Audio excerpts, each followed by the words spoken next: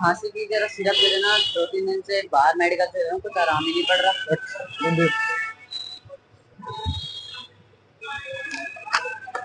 कितने प्राइस के लिए? ये आपकी 24 रुपीज की है। सबसे पहले मैं बता दूं, आप कोई सा भी सिरप लो, खांसी का, खांसी 2 से 3 दिन लगते हैं जाने में, ठीक है। यूज करो। बाहर से ले रहा होगा आपको यही सिरप बिल्कुल सेम सोल्ट मिल रहा होगा, 100-125 रुपए का। महंगे दे रहे थे। तो ये 24 रुपए का है, 24 रुपए का है हमारे जन औषधि पे। कोई नुकसान नहीं है, जन औषधि केंद्र की दवाई है, यूज करो इसको, ठीक है। ठीक है भैया, एक दे ठीक। दो।